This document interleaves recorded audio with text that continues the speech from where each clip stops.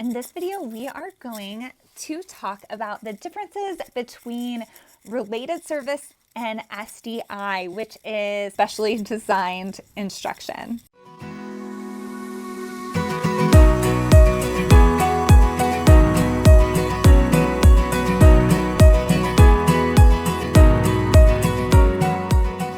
We have related service on this side, and we have SDI over here. So what is essentially the difference? Related service is a style of services on an IEP that are supporting the areas of SDI. Depending on what state you're in, different service providers may be able to be both related service and SDI. However, that specification really depends state to state.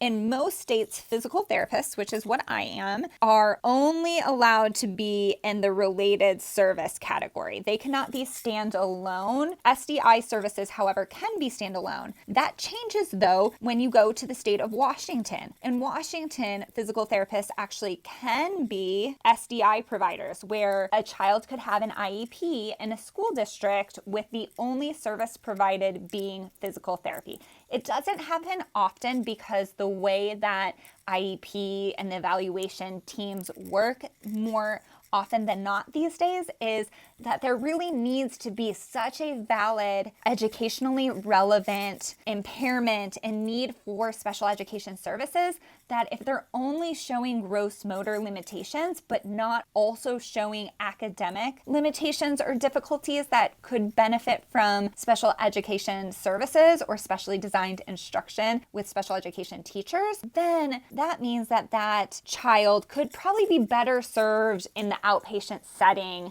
of physical therapy and more of that medical model, because we don't want as service providers to pull a child out if they don't demonstrate academically or educationally relevant impairments, because that's also not within accordance with their least restrictive environment, or essentially just saying that the education and their educational experience or their in-class academic experience is the number one priority during their school day. And if we are pulling them out to miss class time or taking their attention away from that specific instruction of those academics, it must be because of an academically relevant impairment. So again, I'm a big proponent of having PT under this related service because that means that the kiddo has academic concerns. So typically SDI or specially designed instruction is within the area of academics, or if they're like pre-kindergarten, first grade,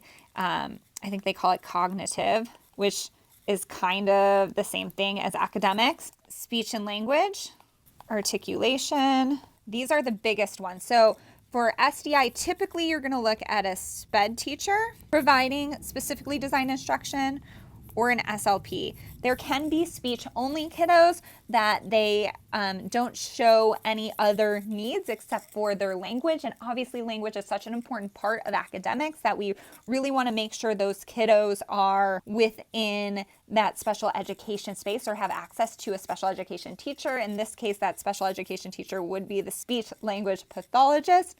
Going over here under related service, oftentimes it's PT, physical therapy, occupational therapy. Sometimes speech language pathologists can take kind of that backseat essentially approach where they are a part of an IEP, but they're not the primary focus of the IEP. And so they're supporting the student and supporting academic goals, but they're also not specifically kind of leading that instruction.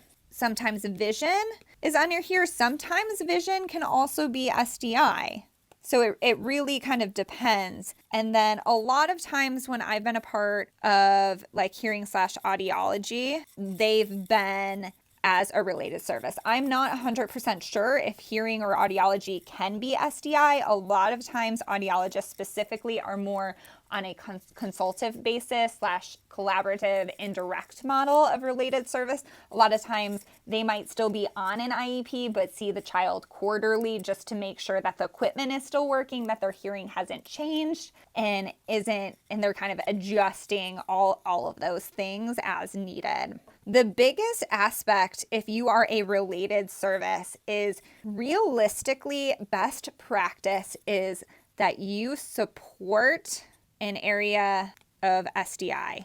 And this can get a little bit more complicated for SLP, especially in the area of articulation, which is, I think, kind of why they tend to be more under the SDI category, because their goals and specifically articulation and communication can sometimes be hard to go within a different goal, like mathematics or reading, things like that. Sometimes they can, but again, I'm not a speech therapist, so they would be the best experts to go to if you have questions specifically on why they're choosing to be either related service or SDI, because that is something that's specific to the evaluation. So on an evaluation for SPED services, whoever does the evaluation, whatever they categorize, whatever the evaluation team agrees upon to categorize the areas of service for the IEP, whether it's as a related service or as an area of specially designed instruction. Typically, it's specified on the evaluation, especially if you're in Washington. That's definitely how Washington does it. In other states, it's specified on the IEP, and that's how North Carolina did it. They specified what types of services would be provided only on the IEP. So it might differ a little bit state to state. For PTs, a lot of times we're gonna look to support the area of adaptive. Adaptive is an area you want to make sure is being tested, especially for older kids, if you are a related service. So a lot of times if I'm a related service for PT, I'm going to make a collaborative goal with the teacher in the area of adaptive. Now, technically, if you're in related service, you can make your own goals. And this would be where you would see maybe a very, very specific goal that for safety reasons or specific circumstances that the child is not yet ready to work on that goal with anyone other than a licensed physical therapist. However, it is still educationally relevant. A lot of times this would be like an emerging goal where you're concerned about safety or falls. Maybe you're working on walking, but it's very emerging. Typically, this doesn't really happen, but I would imagine there's specific scenarios where it would be appropriate. And I would just want you guys to know that it's not inappropriate to have your own goal, but it's also not best practice, because the more touch points a kiddo has and the more they practice in the same way throughout the day or in slightly different ways throughout the day, the faster and better carryover they're going to have. So typically when I collaborate with a teacher on a collaborative goal, I ask the teacher, what are your 1 to 3 biggest concerns in the area of adaptive? And they might say the biggest area of concern for them is toileting, playground safety, circle time. And then I will say, what about those areas specifically do you struggle with, or does the kiddo struggle with? Because it could be a simple solution, such as, okay, let me give you a couple pointers, but it's not necessarily something that I'm going to be asking a kiddo to work on for an entire year. So that's what I'm trying to kind of tease out. Okay, well, A, what are your biggest concerns? And B, what specifically about those are difficult for the kiddo and or you? And so maybe for toileting, they're like, okay, wiping is tough. Okay, what about wiping is tough? Okay, I don't think the kiddo can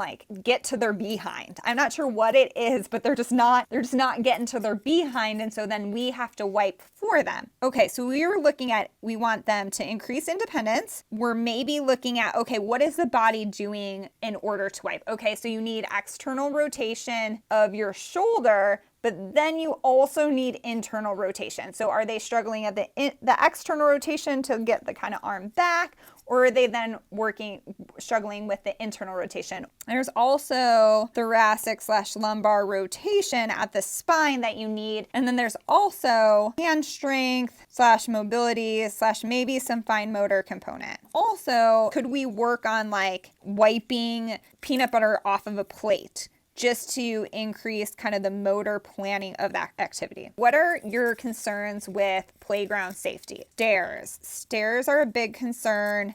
And then also they're getting their legs stuck when they go down the slide. So it's like the leg stuck behind them. Yeah, the leg is stuck behind them. Okay, so maybe this is a W sit situation, right? If you go down in a W sit, your hip is an internal rotation. A lot of times it's hard to get out of that internal rotation to get your feet in front of you in order to go down the slide because there's not a lot of room there. So if you go from standing to sitting in a W sit, there's not a lot of room for you to then like lean back and to get your legs in front of you. So maybe they're trying to go down the slide in a W sit position, and because they spend a lot of time in W sitting, they also have like decreased lower extremity strength. They W sit at circle time, they move around a lot, and they lay on the ground. And so we just can't get them to like maintain a position. Okay, so if this is also a concern, maybe I'm looking at W sit, laying on the ground, and then rotation. So maybe I'm starting to put all of these things together, and maybe core strength is a big concern here, because if you're W sitting, you're not using your core, you're not rotating through your trunk, and you are going to have less rotation just in general to come back. Sitting on the toilet is essentially a dynamic sitting balance activity. So this is our biggest limiting impairment. That being said, what are things that would be really beneficial to create a collaborative goal on? And typically I will ask the teacher, okay, if you had to pick one thing between toileting and circle time, which one is more important? Which one would you rather work on as far as overall progress for the kiddo? Not like which one is more comfortable working on, because sometimes toileting is weird, but it's something they're doing multiple times a day anyways. Which one would give you the most bang for your buck if we were able to get one thing? And honestly, a lot of times they're going to say independence with toileting. I would say 100% of the time. Independence with toileting really decreases the amount of assistance that they're providing for students, but also enables them to do so many other things, because you're toileting 2 or 3 times a day. You have to send somebody in there. Sometimes there's 2 people in there, and then you don't have that support in the classroom with the other students.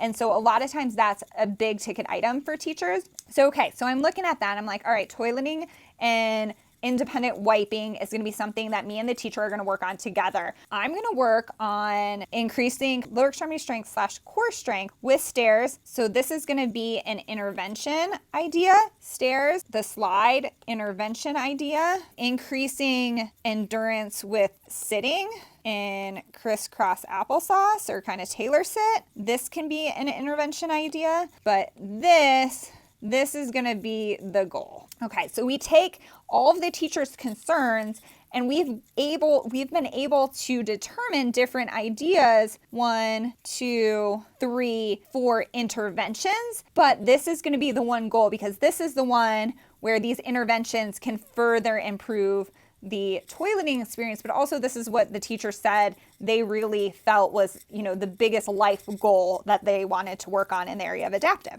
Okay, so what I will say a lot of times is I will ask the teacher specifically, would you more comfortable with writing the goal and then sending it to me, or do you want me to write the goal and then you can tweak it after I've written it? Which one would you prefer? It's about 50-50 whether the teacher prefers to write the goal or whether they want me to. A lot of times it's dependent on how many other goals they have to write and how thin they're spread. And sometimes they're kind of curious, like, let me try writing the goal. Then you can add a couple of things. And what I've noticed is teachers actually do a really great job on writing goals.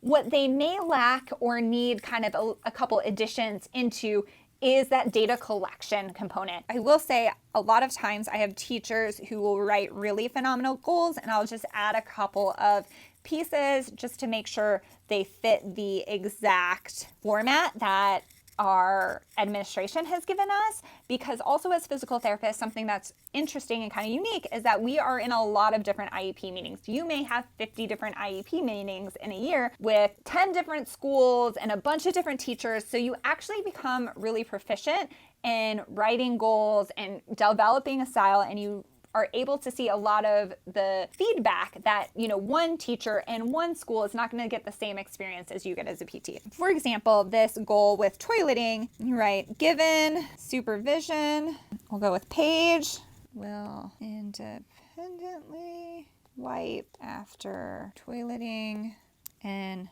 3 out of 3 bathroom visits. And then you could end it there, or you could write, in 3 out of 3 bathroom visits, 3 out of 5 days. So the difficult part about adding 3 out of 3 bathroom visits, 3 out of 5 days a week is that you then have to have a bathroom schedule, but that makes it really easy if you have like day 1, 1, 2, 3, 2, 3, 4, 5, and then you just, as Paige goes to the bathroom, you just write either like check, and then check equals independent, or you write like 25% assistance, didn't do it, or however you want to do that. So it could be, again, if you did check equals independent, it would just be check XX. You want to make sure you fill something in here so they know that you are tracking and it doesn't just look like blank, like you're not doing it, right? Because like if it looked here, like this example, like number 3, check blank blank, I mean, did she go to the bathroom those 2 times, or did she need help? Did she not do it? How did that work out?